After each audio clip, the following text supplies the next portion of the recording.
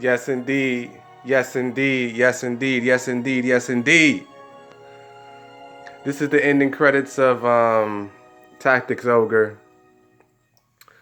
Great game. So if you don't know what Tactics Ogre is, it's a strategy game, tactical strategy, Japanese role playing game, um, published by Square Enix. There's a bit of history with this game. I know that it first came out on Super Famicom um, back in Japan. On the if you don't know what the Super Famicom, it's a Super Nintendo, the Japanese Super Nintendo. Then they I think they re-released this game out on the PlayStation, the original PlayStation. Then they re-released it on the PSP. Then they brought it to the Nintendo Switch and PlayStation 5 and PlayStation 4. Incredible game, incredible game. It reminded me of a lot of.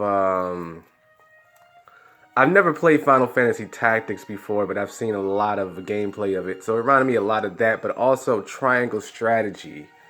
I can see the elements that Team Asano took from added to Triangle Strategy from Tactics Ogre. That was the main inspiration for that game. I really enjoyed this game a lot. I got it when it first came out back in November. Stopped playing it to play Pokemon, but I picked it right back up.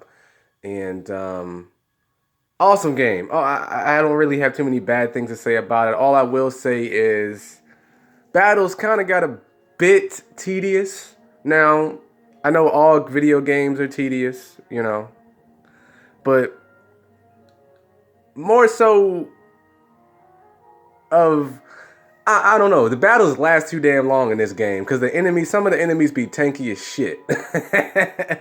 So that's what kind of grinded my gears a bit with it. But that's just the main little complaint. I don't really care that much on it. But some days I'm just kind of like, damn. Or some battles I'm just kind of like, damn. When this battle gonna be over?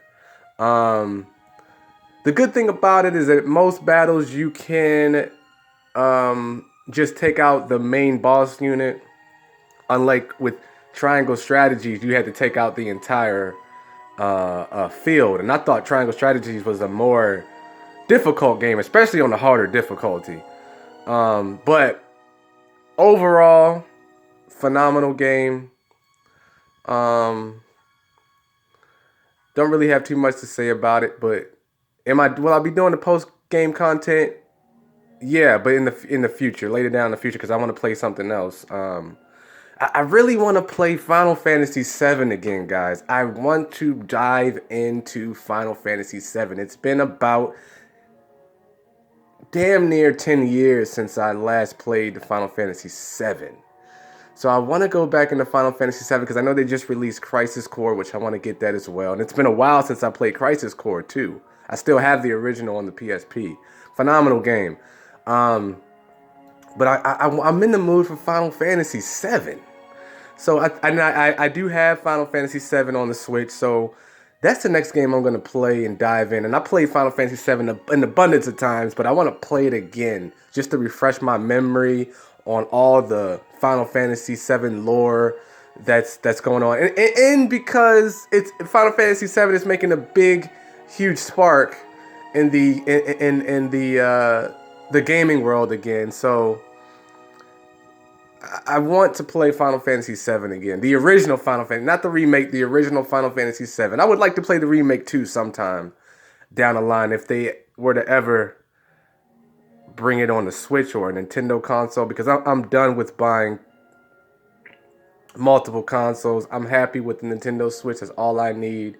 I don't need to be buying the PlayStation 5 and the Xbox One and things like that. I don't need to be buying that. I'm too old to be buying these daggone consoles. I stick to one console. It's the Nintendo Switch. It's what the games that I like to play on there. A lot of JRPGs. Nothing but JRPGs. The Legend of Zelda, the Marios, and things of that such. And I want to stick with Nintendo. And it's less expensive for me. So, one console. It has everything I need. But yeah, Tactics Ogre, great game and just a phenomenal game. It really was. It really is. And I will be going back to it in the future to do all the post content stuff. And yeah, I thoroughly enjoyed this one.